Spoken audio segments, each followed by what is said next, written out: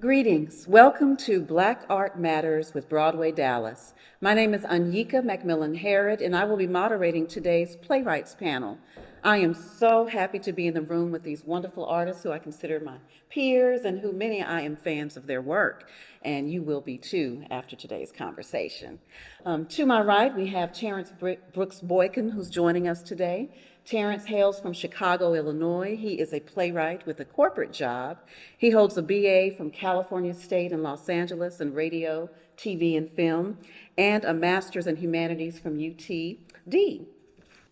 And then immediately to my right is the Jonathan Norton, born in Houston and raised here in Dallas. He's the playwright in residence at the Dallas Theater Center. Jonathan earned his BA in theater from Marymount Manhattan College and holds a master's of liberal studies from Southern Methodist University. Welcome, Jonathan. And then to my left, we have Erin Malone Turner, who hails from New Orleans, Louisiana, but who has called Dallas home for the past 18 years. Erin is a middle school English teacher by day and a theater artist by night.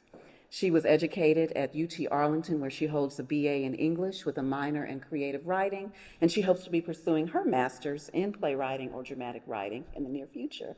Welcome, Erin. And then finally, we have Miss Janelle Gray, all the way from Garland, Texas, who is currently a teaching associate in rhetoric and world literature at UTD, where she is also a full-time student. She holds a Master of Liberal Arts in Creative Writing and Literature from Harvard University and will be pursuing her PhD in Literature at UTD. Welcome, Janelle. Thank you. Okay, all right, friends, it's time to get into this conversation. So my first question that I'm going to pose to each of you is, when did you know that you were a writer and writing was your preferred mode of communication and artistry? We'll start with you, Terrance. I was a teenager when I sort of discovered that I was a writer. I would write poetry. I was an only child, so I was trying to, I don't know, if I was lonely, I was isolated, so writing was something productive, and it kept me, reflective, and I would write down my thoughts. And then it was after college, though, that I decided to be a journalist. So it was after college that I decided to write. I got small jobs, and then I discovered, sort of discovered theater through that. Wonderful. How about you, Jonathan? I was 15 years old. I was in a production of Joe Turner's Come and Gone by August Wilson at Theater 3, and just having that opportunity to, particularly once the show started, the performances started, having that opportunity to hear that amazing language 8 times a week, and to actually be able to speak it too, and to feel what that does to your body when you speak his language had such a huge impact on me.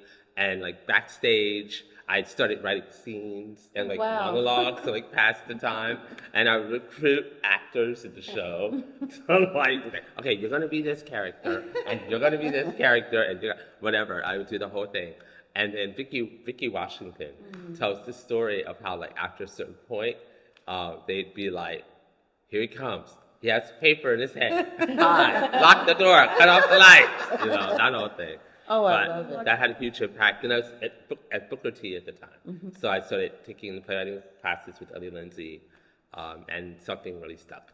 She was my teacher as well, Booker T. All right, Erin, what drew you to the craft of writing? I knew I was a writer when I was 7, because I would write little poems, little stories, and I don't think I considered myself a playwright until I was in college, even though I wrote my first play when I was 17, and that got produced in my high school. I didn't really consider myself a playwright until I started to take myself more seriously and not just think, this is something I'm doing for fun. This is something that is actually really important to me, something that surprised me how important it was to me. So around college, I guess. Yeah. Great. And what about for you, Janelle? I knew I was a writer when I was 11. It was an assignment that I was given. It was one of those homework, tedious, go home, write a thing. But I decided to write about the death of my brother, and I had never talked about it. And so I wrote it in a poem, and that was the moment that kind of told me like, oh, this is how you communicate. This is where you feel most at home. So that's when I became a writer. It's wonderful. And writing, I believe, is a healer Yeah. for a lot of people who do define themselves that way. So speaking of how we define ourselves, do you all define yourselves as Black playwrights or just a playwright? And if so, why? Which do you choose? I define myself as a Black playwright. My bio, though, I always put American playwright. I feel, the Black experience is the American experience. I don't want to be, I don't want to be sort of put into sort of one sort of pocket or one corner or another. I want to claim that, I'm an American and this is the American experience. So I'm comfortable with both. And I think it's really important to just really embrace that we are Americans. That we're both, that's my feeling, so. Great. Anybody else have a different take? Not different. I call myself a Black playwright as well. I'm totally cool with that label because I'm proud to be Black, and it's also something about myself I can't hide. So I'm like, I might as well just Lean into it. Yeah, like might as well. I'm Black, and that's Surprise, surprise. yeah. But I also, and I'm sure you guys like feel this, it shapes my work. Yeah. It is reflected in my work and in the stories that I choose to tell. Yeah. Especially like as of late, how I've had more stories set in New Orleans or Southern Louisiana, and talking about even more particular Black experiences there in that part of the world. It is crucial. It definitely informs my work in every sense, and my characters and my world building, and like doing more Southern Gothic pieces, how Blackness is rooted in that as well. And so Black playwright, Black stories, like honestly. Great. Oh, I'm sorry. Yeah, Janelle. No, I don't know that I say a Black playwright. And I had to think about this even when even in the last couple of days. I think I just say I just say playwright, but I do think because I am Black, it's just that, I feel like it's kind of like the understood you of it. It's like I'm a playwright. I write plays, or I'm a writer. I don't think I need the qualifier that I am a Black something, but I do tell stories about Black people. And so I think I use the qualifier when I feel like it's necessary. Like when I want to differentiate, no, this is very specific to Black people, Black culture, Blackness. I think that's the only time that I employ the Black. What about you, Jonathan? I think for me, my answer to that question has shifted over the years, and I think it's perhaps more that I just identify myself as a playwright. And largely the reason for that is because the particular moment that we're in right now in American theater, I feel like it's almost like, well, if you're Black, then you're a Black playwright. You know what I'm saying? Yeah. And yet there are artists out there who are, in fact, African American, who are not necessarily writing to values of the community necessarily. So it's it's just a really weird contradiction for me. So that's part of it. And then the second part of it is too, because for me, I think the thing that matters most is figuring out a way to honor and acknowledge how or where the work has come from for me creatively and professionally, and how things began and where I was nurtured. And so it's like, that's where the contradiction comes in at, or that's where the trying to figure out and negotiate which is which. Like, am I a playwright? Am I a Black playwright? And at one point, trying to acknowledge solidarity amongst all writers, because we're in this moment in America now, like from writers to actors to unionization and the whole, that whole thing, that we're kind of all in this together now.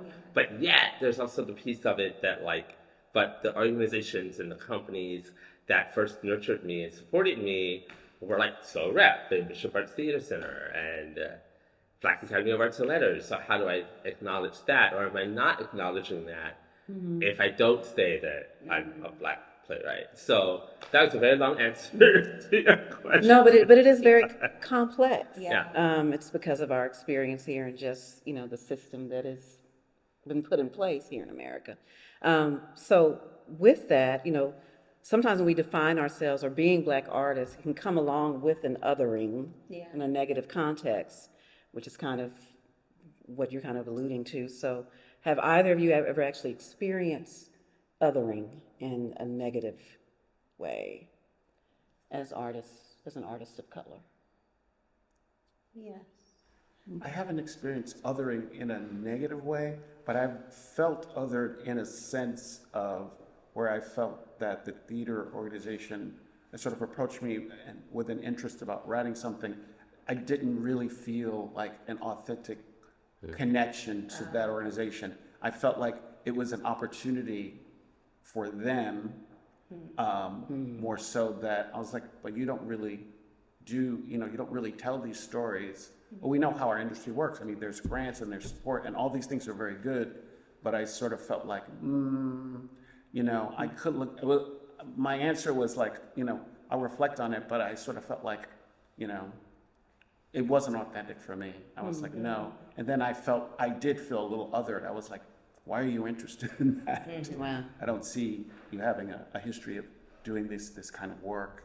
So, I didn't overthink it, but that's my only experience. And Janelle?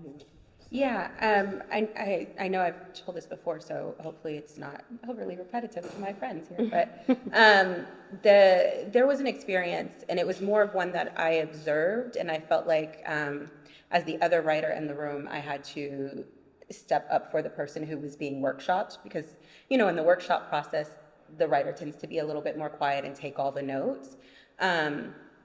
But he was writing about an experience of an androgynous, queer, Black person, a Black male in a church setting in the South. And all of those things mean something different. Right. But then, our culture and whatnot, right? And one of the things that he kept using was sister so-and-so, mother so-and-so, as we do in the church. And as the only two Black people, right, you see where this is going. Yeah. I was just like, oh, yeah. Sister so-and-so, Sister Johnson, whatever. And they were like, well, we don't understand. Is that his sister or his mother? I don't understand. I thought his mother was dead, if that's his. And I was like, no, like mother to the. Well, that's just really confusing. You're going to have, I think for the audience, you would need to change that. And I was like, no, that's very specific. If you take that out, it doesn't resonate the same within a Black church in the South at this time. Like, you take that out and it does something. Oh, well, it's just going to be really confusing for the audience. Right. Yeah, For who? for the audience. And I said, I had to take a moment because, of course, the feelings in the chest was, and I said, so question, if it were a nun and they said sister, would that make sense to you? And they were like, well, yeah, Sister Mary so-and-so, that's very common. I said, for who? And it took them a moment to realize, I said, that the same way that I know when you say Sister Mary so-and-so, you're talking about a nun, is the same way Black people know when you say Sister Johnson and Mother Franklin, we know who that is in the church. Right. It's the same way. And so there was this conversation, that was very distressing, I think, in the moment. And then that student also ended up not passing the class because the story wasn't accepted quite in the same way. And ultimately ended up not staying in the program. And so it has been something, I don't know how much, I don't want to speak for him, but I know for me that has had a big impact. And I'm always very sensitive to, in the programs that I am, when people tell me, for example, they've told me that Black art or Black theater is not a big enough thing to study. I need to change it to global theater so that it's more acceptable. And I'm like, no, I'm studying Black theater. And so I'm very sensitive to those statements, even if they seem small, because of this experience that I watched happen for this other writer. Well, that's very unfortunate. You would think that, with the wonderful platform we have as artists and telling our stories, it's opportunities to educate people, and the people would be open to learning something new about, another community and culture. So that's very unfortunate. So let's let's just talk about American theater at this moment, can we? When we look back 3 years ago, the pandemic, the year that was 2020 that rocked the entire world, American theater didn't go unscathed in that era. There were promises made. There was a reckoning happening in this country and the world, but culturally, and how a lot of Black artists were voicing that it was time for some equity to be seen, especially Broadway and in regional and national theaters. And so, it was a call to action, of which there was great response. So I would say since 2020 through 2023, there have been more Black plays produced on Broadway proper than the total 30 years prior.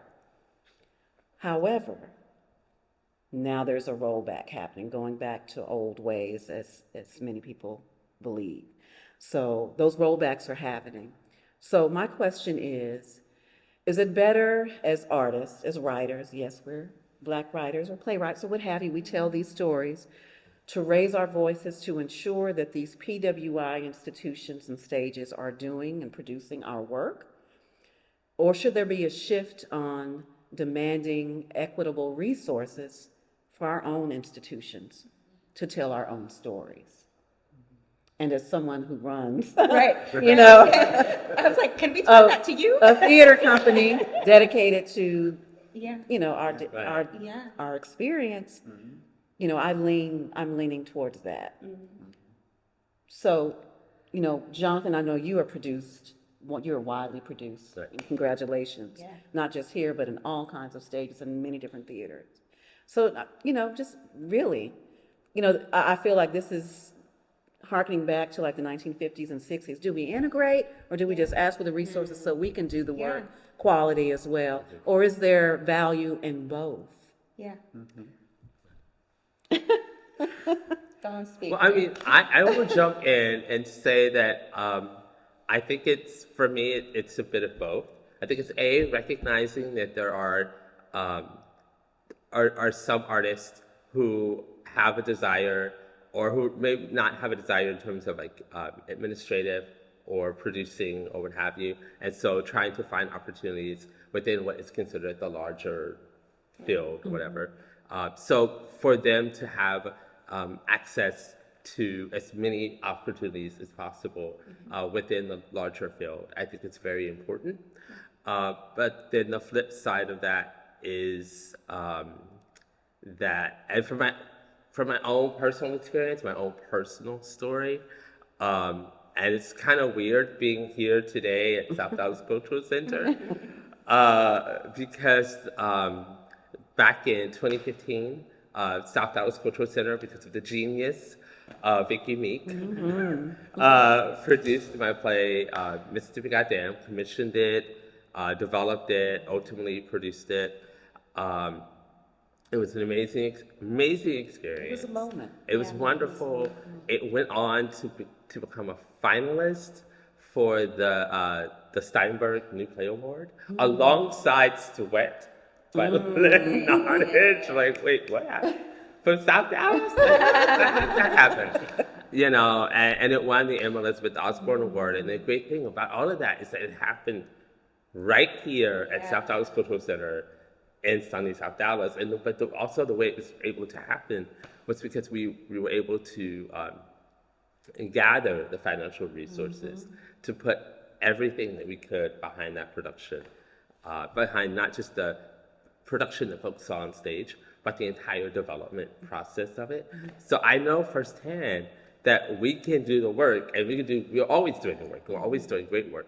We can do better work with more resources, and I've seen that happen, right? And so that's the thing. It's like, yes, we should still have access within other theaters and opportunities, but it is important that we're able to have. The flip side of that is that our artists are like, hey, I want to go work it so rad. I want to do that. I want to do that there, So we have to figure out how to. That balance is like really, really, really important. Yeah. Anyone have a different take? Erin, your eyes perked up. I think about this all the time. I'm going to try to keep it condensed. I really just would love to see more resources allocated to the POC theaters so that they can bring in their people and tell their stories the way that they want to tell them and have like as little opportunity for things to be misunderstood, disrespected, misconstrued, because you are with people of the same lived experience. Not that there is not value in like presenting something at a, PWI theater, one that's like historically done stories about, non people of color. And I'm trying to have my like thoughts be coherent. You also don't want to end up being the only one there. Because when the deal we make when we hand over a play to a theater is that we are essentially relinquishing control, or as much as that theater is like wanting to take to produce the show or do a stage reading or whatever it is. And so then sometimes there's just so little say, and then it's also in the hands of people who have not lived your experience. Not that I know this is like 3 different conversations because I don't know if we're like trying to get into, but we want to tell our stories too, with the people that we want and have that be valued. And it's so interesting seeing certain things cycle through this time span in America, because people do have typically pretty, sure views of whether we should have our own or whether we should try to join others as much as we can. But then it's a lot. I don't know that I have a clear answer. I just, like Jonathan said, there's value in both. But even when I am like invited to or brought into or commissioned by a PWI, I don't want to be the only Black person or the only person of color there either. That is a struggle on its own. And you don't want your work to be the only Black thing in the room either, especially as you said, because we do, as playwrights, the job calls for us to write the thing and give it to the people. And like, who are you giving it to? And who's going to take care of it? Yeah, you want to have the decision makers, you want to be able to have some support and alliances with Black decision makers, that the whole community, you're going to develop your play or to bring your work in. You don't want, like you said, you don't want to be the only one. It's not just the actors, you want to have people on staff who can sort of be there for you. And even as we were seeing, sorry, this like addresses a different question, even as we were seeing, theaters release their DEI statements that were public information and showed the exact percentages of people of color that they wanted to bring in per season, whether that be actors, directors, playwrights, designers, like all, across the production. That felt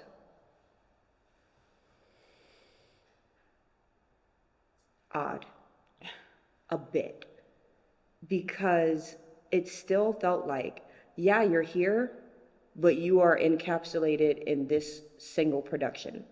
This single production is the POC production. This is where we will have all the people of color join us. And very scarcely otherwise.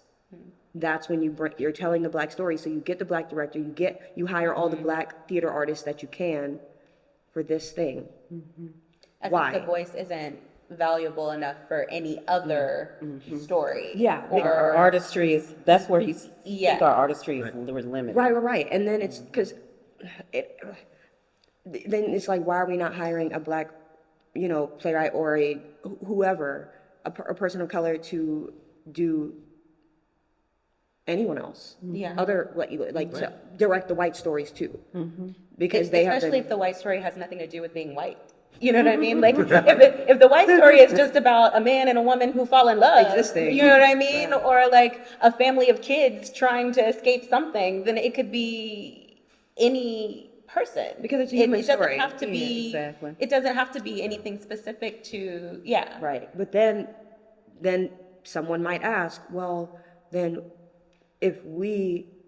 meaning white people, if white people can't direct Black stories, then should Black people direct white stories. People will turn it back around so quick. But the Right. thing is what makes this family of kids a white story? They defaulted. And that's what I'm, yeah, but I want to make them say that, is what I'm Right. saying. And they don't wanna so say that. Say that thing, because what's the white story?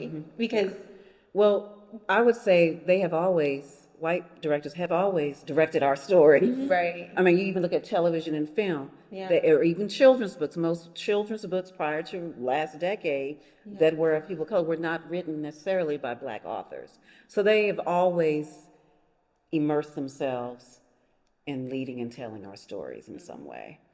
So, as you were saying, the humanity of it all, we should be able to do the same. To control our stories and tell them, and then to share them. And because that's how we grow, right? As artists. I mean, that's why I'm an artist, to become a better human being. Yeah. To learn about, at the end of the day, aren't we trying to learn about each other? yeah. So Rep's most recent new play festival that we produce biannually, all but one of the pieces was written by a Black playwright. And it was so refreshing to tell these other stories. These were just human stories through our lens. Yeah. Because trust, the color was from the lens of a Black director and Black actors. Yeah. But the words were not written for us. But that doesn't mean that we can't tackle that work and do quality interpretations of it. Yeah. So, Janelle, you once said that theater can reflect the community or lead the community.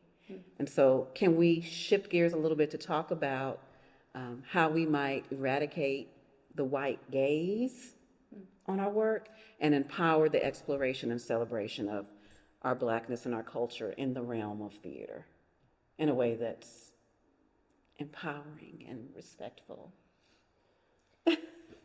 Yeah, right. It was like all at once. Yeah, and I think I want to also clarify that it can reflect the community as it is, or it could lead the community. And I think there is some value in reflecting the community as it is, as a form of leadership as well. Like that, this is what you look like. Are you happy with what that is? Okay, let's move to another place. But I mean, I don't think you can eradicate the white gaze. I mean, that's just not. I really am trying to find a way in which that is possible. I think the issue is, what do we do with it? I think just it's going to be there. I mean, aside from kind of going back to what you were talking about in terms of, do we kind of essentially pull back and have our own thing? Do we, the whole integration versus in terms of artistry, do we keep our resources or whatnot? But I think we live in the U.S. where resources belong to not us. So it's going to be really hard to remove the white gaze. And so the question for me becomes, do I care if they're looking? And does that impact how I tell the story? And the answer is usually no. The answer is usually, I mean, because I want to be authentic to the story. It's not even just being authentic to me. It's like, I want to be authentic to the story, to these characters and what these people are going through. And I can't filter that just because somebody's going to feel some kind of way about it. Well, would you say, I know I've heard this recently from theater folks in the community, and particularly looking at the work being produced on Broadway by Black playwrights more recently, that some people argue that a lot of the work being written isn't really being written for us. Written by whom? Written by Black playwrights that are really okay. being highly produced. They're not being written for us, for our audiences. They're being written for non-Black audiences. And so, which can affect the way the stories are told. Do either of you agree with that? I mean, I got into a big debate with a friend about that. Ooh, I mean, right. I wish I was Okay, the so I'm flyer. gonna say that. Okay, I'm sorry. But I mean, do you I'm gonna think jump that's in. the thing? Yeah. Because I'm going to say something a little incendiary. I don't know, but I've ready. always wondered and questioned. It's that little thing that goes around and around in my head when I get bored. I have nothing else to think about, which is slave play, right? And what I wonder is, I always wonder if it had been developed and produced by an African American theater company, what would that play have become, and what would the reception to the play have been? It's just a thought. It's always Yeah. And that's a Talking perfect example. around in Yeah. my head, Yeah. you know. But because I think that ultimately it goes back to, I think, what you were both saying, with this idea of when it's theater that's created for us, by us, and when we are the predominant folk in the audience, right? And that we're not in the minority in the audience, right? For me, that automatically really eradicates the white gaze for me, right? Like when we did Mississippi Goddamn, or working at Project Soul Rep, or Bishop Arts Theater Center, right? Like you don't have that. You felt you don't have that sense of the white gaze because you're amongst family and community is very, very, very present, right? And there's also a sense of comfort. I think not comfort. I hate to use the word comfort, but a sense that we can perhaps have difficult conversations, but folks feel less vulnerable or less put in the spotlight because we're able to have those conversations amongst ourselves, right?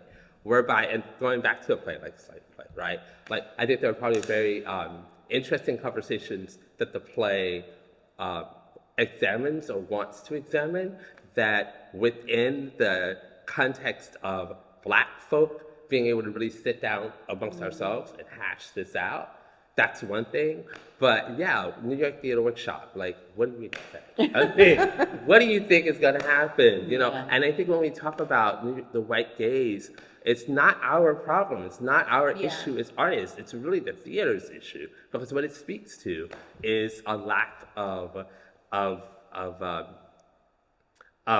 access within different communities, so that when you do a show like I'm trying to think of a Pearly Victorious. I just throw that one out, or whoever. You do Pearly Victorious, that you have the kind of access and trust within the community that folks are going to turn up and show out and come out to see the show, and that the artists on stage are not feeling that sense of, oh, we're just performing for like 300 white people. You know what I mean? So that's not our problem. It's a larger industry problem of just all the issues related to audience development, issues related to, honestly, to trust, right? That's To, the oh key. yeah, we came and saw that one Black show that y'all did like 5 years ago. And then we never heard from you again. Like, yeah, maybe you did some other shows, but no one ever contacted us. Like, we never felt like we remained in the loop. You know what I mean? So it's that's the problem. It exists because the field itself in theaters continue to struggle with healthy. It's such a missed opportunity You know. In this field that we're in. Like, once again, you know, I'm a Pollyanna when it comes to being an artist. We're doing this to be better human beings, to learn from each other. I want to go and hear stories written by my people and other folks, because it only enriches my life all the more, and creates this kind of respect of each other's lived experiences and culture and uniqueness, and then the collective human experience that undergirds that. So what you just said, Jonathan, kind of segues into my next question, which is, you know, I consider myself a daughter of the folks who led the Black arts movement of the 60s and 70s. Those are my mentors.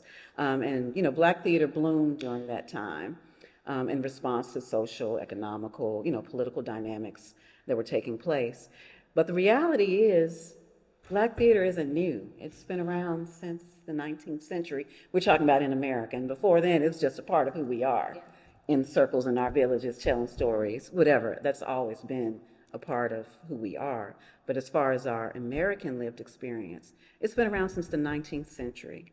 So why are we still struggling to be seen, to be heard, to be funded, to be respected, to be supported. Wow. And what can we do about it? Right. And let's all fix the world right now.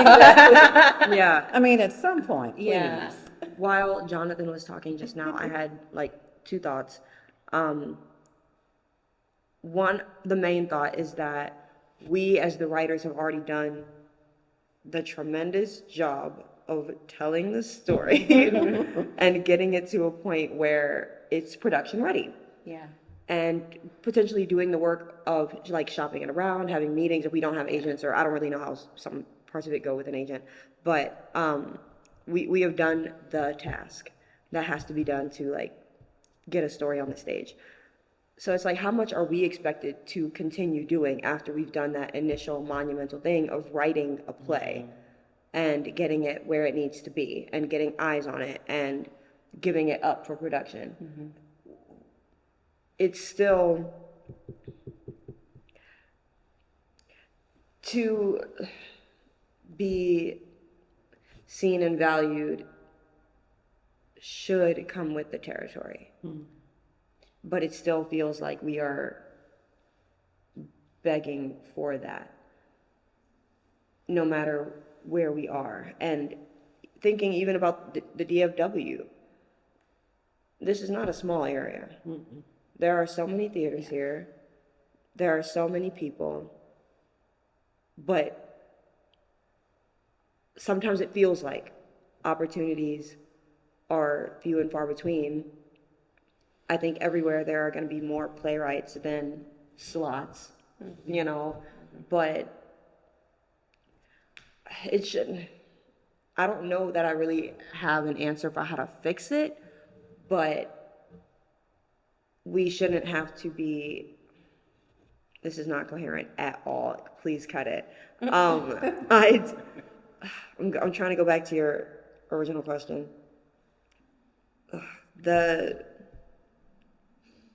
Just what are your thoughts on this unrelenting struggle, 200 plus years struggle? Yeah, it is infuriating, especially when, like, in kind of 2020, past couple of years, we were also, like, we're getting the diversity statement saying we're going to bring in this many people, this percentage, whatever. We're going to tell this many stories by by Black people or people of color. And write your thing that you felt like no one would produce, write the story that feels crazy to you, and then you do that, and then they're like, no, we don't actually want it, or we don't want to produce it, or we don't want to fund it, but we believe in you, but to an extent, to the extent that we are willing to sacrifice something and also learn and grow within that institution. They are only willing to do that more often than not. I don't want to generalize, but I've seen time and time again, they're only willing to do that up to the extent to which their comfortability lies.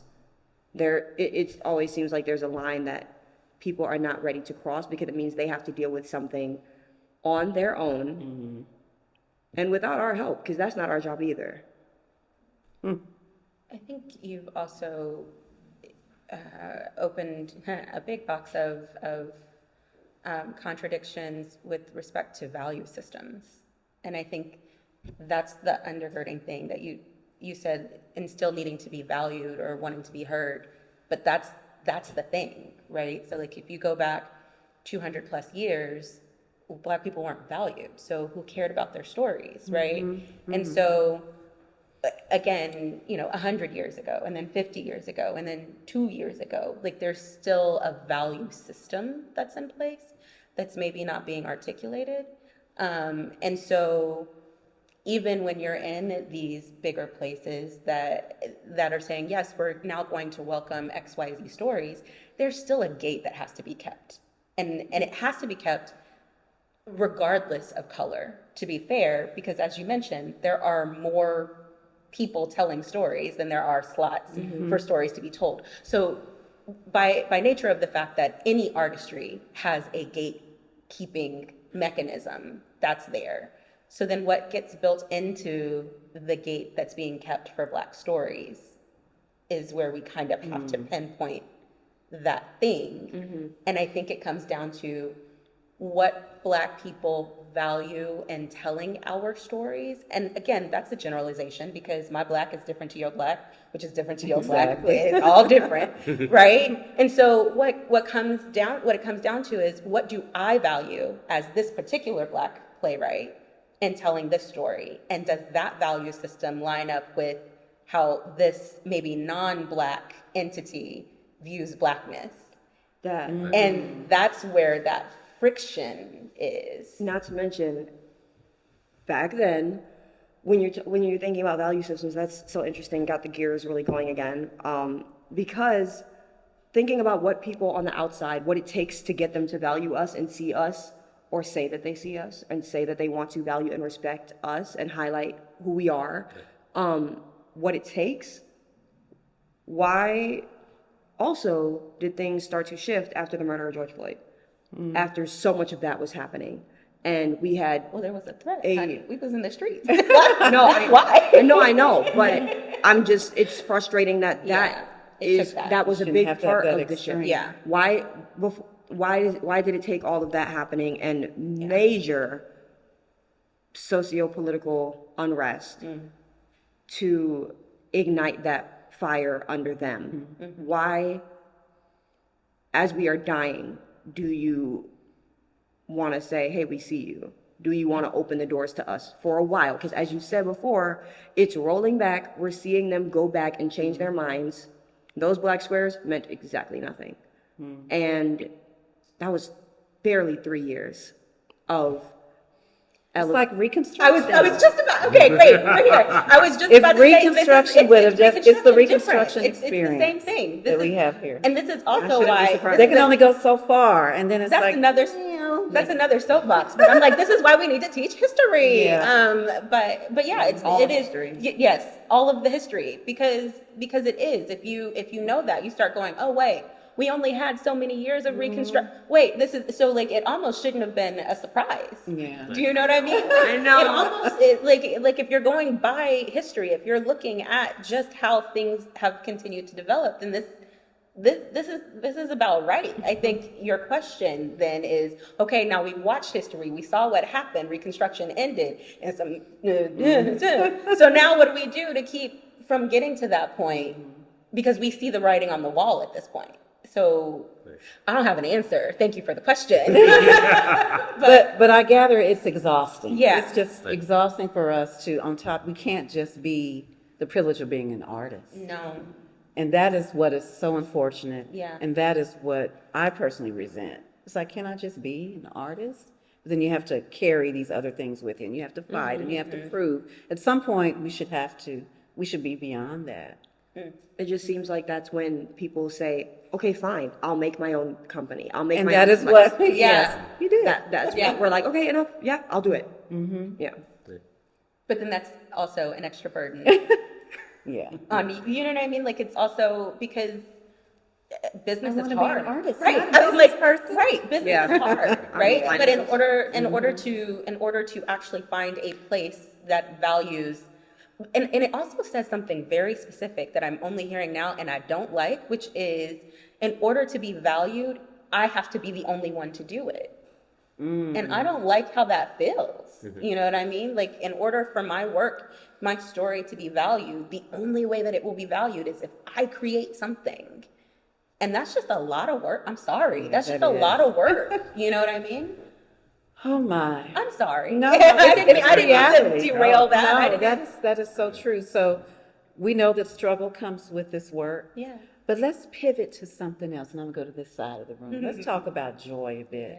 Because obviously, we're getting some joy out of this personally. So what brings you the most joy, Terrance, in being able to write the stories that you do? Why, what brings you joy in this work? I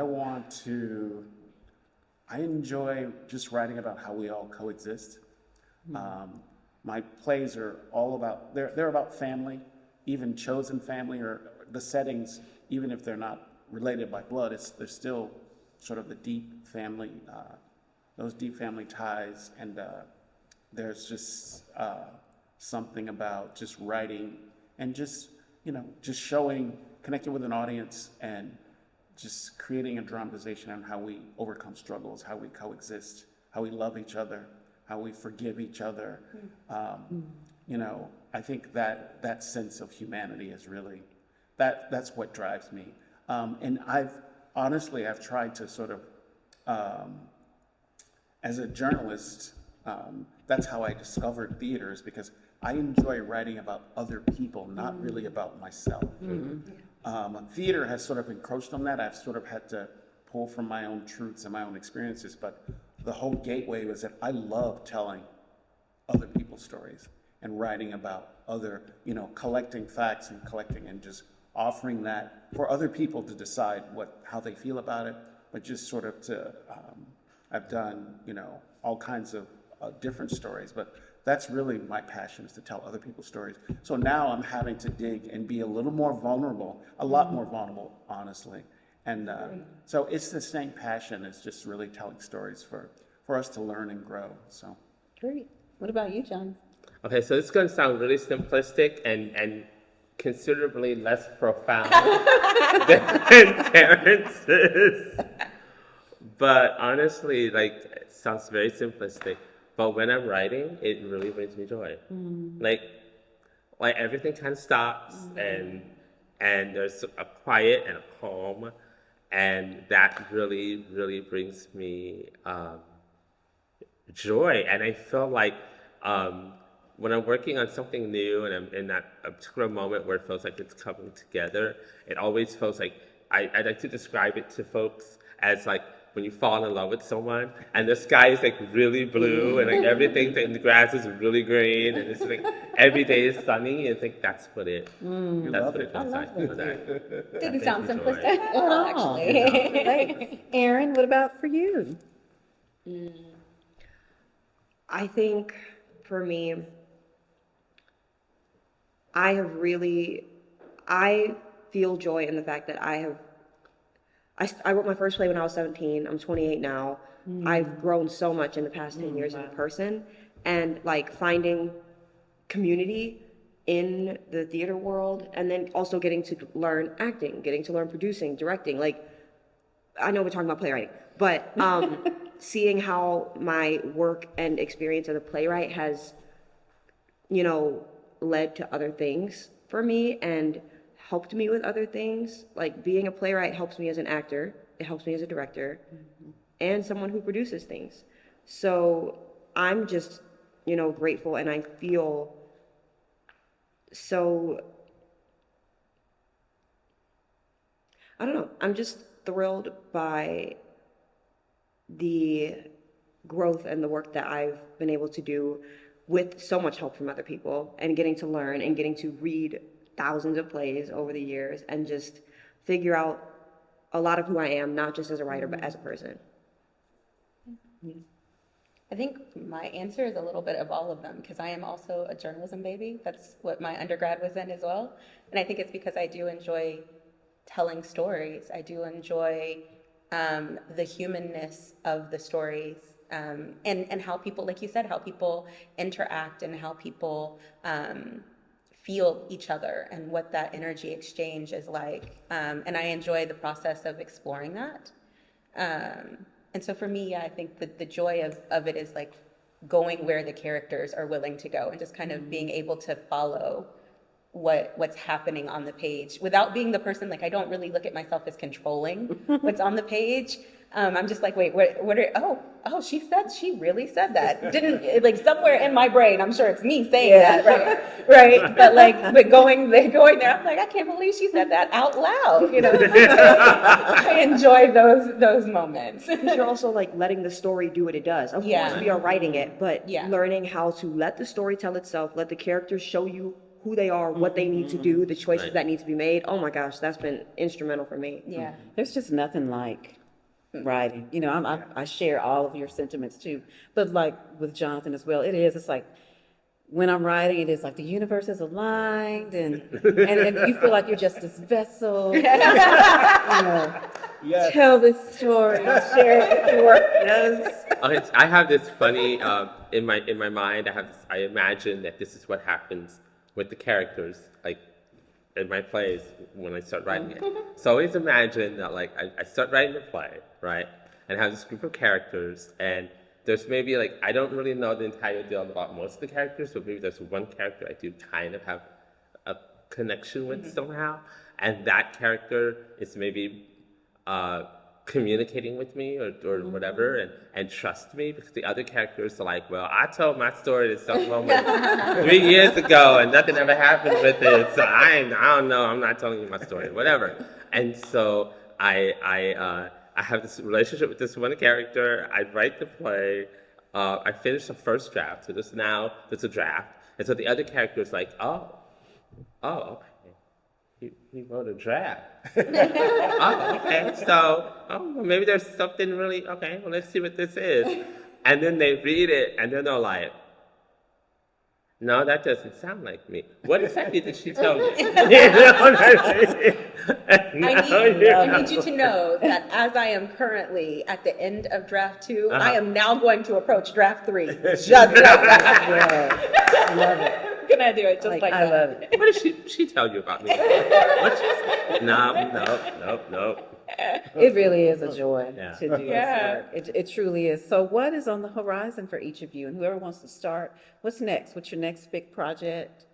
Or, if you've been marinating on something and, like, should I tackle this now? You ready to tackle something different? Just what's on the horizon? Go on, Terrance. Second table reading, Redwood Lane. Oh, wonderful. Which I had in we had a reading at Bishop Arts Theater Center. So we're getting there. And the one thing that I know I've heard from other playwrights that this happens to them, but the next play will not shut up. It's like it's almost like it's on my mind. I'm like, stop. I'm telling myself, like, no, not now. I made notes and an outline for the next play. But I want to, make submissions very soon. So I took a workshop. I've listened to it. I'm just not where I want it to be. So, so I'm really excited about that. Great. What about you, Jonathan? What's on the My play, I Am Delivered, opens February 2nd. I'm looking into the camera. February 2nd through the 8th, February 2nd through the 18th. Tickets are on sale now. Get your ticket. So I Am Delivered at Dallas Theaters. Love it. So I I'm can't super wait to excited. see that. Yeah, I can't wait. That has been funded. That's been funded by Taka. Yes. So a lot of thanks to Taka, and of course thanks to the folks at DTC. And also there's this great theater company y'all should all know about, Theater Squared in Fayetteville, Arkansas. They're doing amazing work, and they have a great new play development program that's run by a brother, which doesn't happen very often. Wow. Dexter Singleton, who's really amazing. And they did a workshop of the play like this summer, so they're phenomenal. And then also the folks at Actors Theater Louisville, where the play will head to after it Great. closes in Dallas. We love to see collaboration. February 2nd through the 18th. World Tickets are on premiere. sale now. Through the 18th, right? What about you, Erin? I am my play, The Secret Keepers, that I wrote in the Bishop Arts playwriting cohort with Terrance. Yes. That play is getting a full production by Echo Theater. Next year, 2020. Really excited about that. I am also directing a full-length play with the theater this upcoming summer. Wearing a different hat. Yes, they haven't made the announcement yet, but I can say that I am directing a really lovely play. 2 characters growing up, climate change. It's gonna be really fun. I'm really, really excited about that. Great, congratulations. I'm excited for you. What about you, Janelle? I am knee-deep in dissertation, so that is my primary focus right now. But as part of my dissertation, I am doing a creative component, so it is a play. So I am working on that, and it's titled Under the Bridge. So it is a full-length play, and so I'm working on that now. Wonderful. Great. Well, I must say, this has been such a joy to sit with you all, my peers. We should do this more often, maybe over with cocktails or coffee. I'm good with either one. We can start with coffee and end with cocktails. That would be great. But it's important for us to, come together and share our experiences and celebrate also the work that we're putting out there for ourselves, for our community, and for the world. So keep up the good work. Keep shining your light. So thank you so much for this wonderful platform, Black Art Matters with Broadway Dallas. It's been lovely.